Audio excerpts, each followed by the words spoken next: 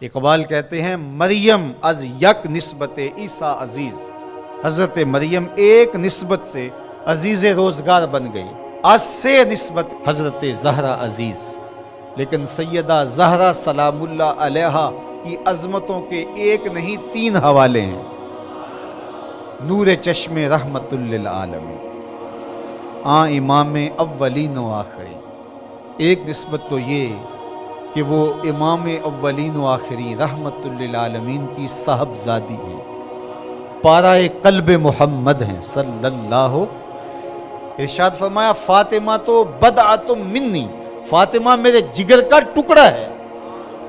اور جب سیدہ فاطمہ سلام اللہ علیہا حضور کو ملنے آتی تو آقا کریم اٹھ کے استقبال کرتے، فاجلسہا فی مجلسہ، اور اپنی مسند پہ بٹھاتے، مرحبا کہہ کے استقبال کرتے اور اپنی بیٹی کی پیشانی پر بوسہ دیتے۔ کیا پیار تھا! جب کہیں سفر پہ جانا ہوتا تو سب سے آخر میں سیدہ پاک سے ملتے، اور جب سفر سے واپس لوٹتے تو سب سے پہلے سیدہ پاک سے ملتے، تاکہ درمیان کے اندر جو فراق کے لمحے ہیں وہ کم سے کم ہو۔ کوئی باپ ایسا نہیں ہے کہ جو اپنی بیٹی سے محبت نہ کرتا ہو، باپ ٹوٹ کے پیار کرتے ہیں بیٹیوں سے، لیکن جو پیار حضور کو سیدہ فاطمہ سے تھا وہ انوکھا ہی پیار تھا۔ اور دوسرا شرف بانوئے تاجدار حل آتا، مرتضی مشکل کشا شیر خدا۔ سیدہ فاطمہ تو زہرا رضی اللہ تعالیٰ عنہ کا اعزاز، عزت، عظمت اور شرف یہ ہے کہ یہ مولا کائنات سیدنا علی المرتضیٰ رضی اللہ تعالیٰ عنہ کی زوجہ محترمہ ہیں، مادر مرکز پرکار عشق، مادر قافلہ سالار عشق۔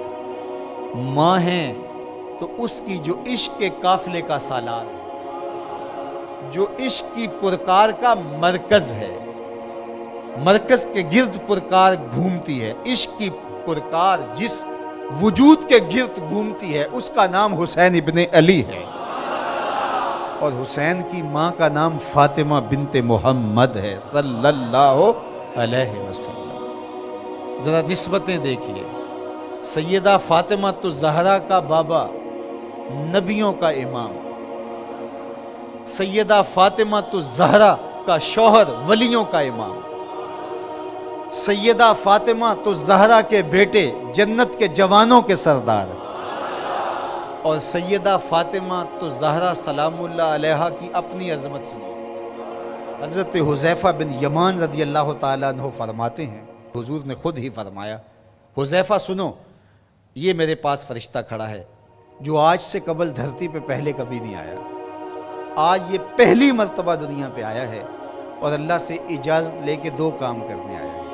ایک تو مجھے سلام کرنے آیا ہے، اور دوسرا مجھے خوشخبری دینے آیا ہے کہ آپ کی بیٹی فاطمہ جنتی عورتوں کی سردار ہے، اور آپ کے بیٹے حسن حسین جنتی جوانوں کے سردار۔ یار یہ شرف تو دیکھو، کائنات کی کسی عورت کو نصیب ہوا، باپ نبیوں کا امام، شوہر ولیوں کا امام، اور بیٹے جنتی جوانوں کے امام، اور خود جنتی خواتین کی سردار۔ نبی کے گھر کی ہے عظمت، نبی سے سنتے ہیں، علی کے گھر کی ہے عزت، علی سے سنتے ہیں۔ وہ جس نے معزز کیا گھرانے کو، حسین پال کے جس نے دیا زمانے کو۔ اور اقبال تو یہاں جھوم اٹھتا ہے، کہا کہ تو نے جس انداز سے تربیت کی، ادب پر وردائے صبر و رضا، آسیہ گرداں و لب قرآن سوا۔ اے فاطمہ کیسا تیرا انداز تربیت ہے، ہاتھوں سے چکی پیس رہی تھی اور لبوں پہ قرآن کے نغمے جاری۔ جب مائیں چکی پیستے ہوئے قرآن پڑھیں تو بیٹے حسین ہی ہوں، جب مائیں جو ہے وہ 14 پاروں کی تلاوت کر کے پھر بچے کو دودھ پیش کریں تو بیٹے قطب الدین بختیار کاکی کی صورت میں نمودار۔ مائیں جب درہم و دینار سی کر کے آستین میں ساتھ تاکید کریں کہ بیٹے جھوٹ نہیں بولنا، جو مرضی ہو جائے، تو بیٹے پھر حضرت شیخ عبد القادر جیلانی کی صورت میں ہی نمودار۔ مائیں جب مائی راستی کی صورت میں ہوں اور بیٹے کے مسلح کے نیچے شکر رکھیں تو پھر بیٹا فرید الدین گنجے شکر بن کے نمودار ہی ہوتا ہے۔ اور جب ماں کھانا تیار کرتے ہوئے تھرکتی ہوئی تصویروں کو دیکھ رہی ہوگی تو پھر بیٹے اداکار تو بن سکتے ہیں، غلام محمد نہیں بن سکتے ہیں۔ تو ماؤں کی تربیت اثر پذیر ہوتی ہے۔ اچھی مائیں اچھے بیٹوں کی نہضت کی ضامن اور نشت کی ضامنہ ہوا کرتی ہیں، اس لیے اچھی ماؤں کی تربیت لازم ہے۔ اور سیدہ فاطمہ زہرا سلام اللہ علیہا قیامت تک آنے والی خواتین کے لیے رول ماڈل ہیں، اور وہ نمونہ حیات خواتین اگر اختیار کرتی ہیں تو ایک اچھی امت کی نشت کی ضمانت پیدا ہوتی ہے۔ سینوں سے قرآن نکال لیا جائے گا، حافظ صبح اٹھیں گے تو انہیں ایک حرف بھی یاد نہیں ہوگا، حتیٰ کہ جو مصاحف کے اندر کتابوں کے اندر قرآن مجید چھپا ہوا ہے، صبح کھولیں گے تو کسی ورقے پہ کوئی لفظ نہیں ملے گا، کوئی حرف نہیں ملے گا۔ کعبہ اٹھا لیا جائے گا، زلزلے ہوں گے، اللہ کا قہر و غضب ہوگا، خسف ہوگا، مسخ ہوگا، زمین میں لوگ دھنسا دیے جائیں گے، سورج مغرب سے طلوع ہوگا، دجال کا ظہور، ساری علامات اشراط الساعہ آپ سنتے ہیں۔ لیکن اس سے قبل اللہ تعالیٰ جل شانہ نے تنبیہات رکھی ہیں۔ ہے وہ عذاب ہی، لیکن عذاب استیصال کے معنی میں نہیں ہے، وہ جھنجھوڑنے کے لیے چھوٹے عذاب اللہ تعالیٰ لوگوں پر بھیجتے رہے تاکہ لوگ غافل نہ ہوں۔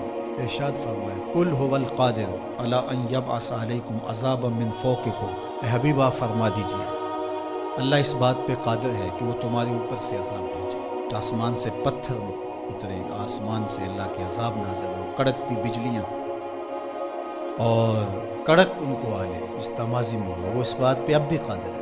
جب یہاں تک آیت نازل ہوئی تو حضور نے کہا اعوذ بوجہک، اللہ تیری پناہ چاہتا ہوں۔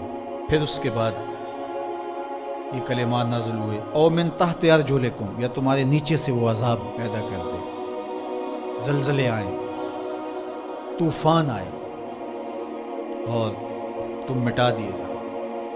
حضور نے پھر عرض کی اعوذ بوجہک تیسری بار، او یلبسکم شیعا ویذیق بعضکم باس بعض، یا تمہیں گروہوں میں تقسیم کر دے اور تم ایک دوسرے کی سختی کو سہو، برداشت کرو، ایک دوسرے کی تکلیف تمہیں پہنچے۔ حضور نے فرمایا ھذہ اہون یا ھذا ایسر، یہ آسان ہے۔ وہ تین طرح کے عذاب ہیں جو اس آیت کریمہ میں ذکر کیے ہیں، آسمان سے عذاب نازل ہو یا تمہارے نیچے سے وہ عذاب پیدا کر دے، اور تیسرا یہ ہے کہ تم تشتت و افتراق میں مبتلا ہو جاؤ، خانہ جنگیاں لگ جائیں، تم ایک دوسرے کو تکلیف پہنچانے کے درپے ہو جاؤ۔ یہ تیسری قسم کا عذاب ہے۔ اور مسجد اجابہ میں حضور نے جو 3 دعائیں مانگی تھی، اس میں تیسری دعا مانگنے سے روک دیا گیا، وہ یہی تھی۔ حضور مانگنا چاہتے تھے اللہ یہ امت فرقہ فرقہ نہ ہو، ٹکڑیوں میں نہ بٹے، یہ امت آپس میں ایک دوسرے کو توڑنے نہ لگ جائے، ایک دوسرے کے گریبان کو نہ نوچے۔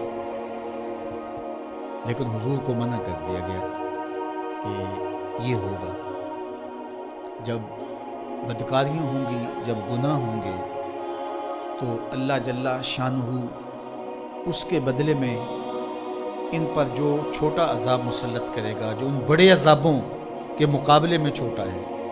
علماء نے لکھا ہے، الزواجر میں بحث کی ہے صاحب زواجر نے کہ جو گناہ کو صغیرہ یا کبیرہ کہا جاتا ہے وہ بڑے کی نسبت سے صغیرہ کہا جاتا ہے۔ چھوٹا گناہ اس لیے کہا جاتا ہے کہ وہ بڑے سے چھوٹا ہوتا ہے، ورنہ جو چیز اللہ کو ناراض کر دے وہ چھوٹی نہیں ہوتی، گناہ بڑا ہی ہوتا ہے۔ جو اللہ کی ناراضگی کا سبب ہو وہ چھوٹی چیز نہیں ہے، وہ بڑی چیز ہے۔ تو جو گناہ صغیرہ کہا جاتا ہے تو اس کا مطلب یہ ہے کہ بڑے کی نسبت سے چھوٹا ہے۔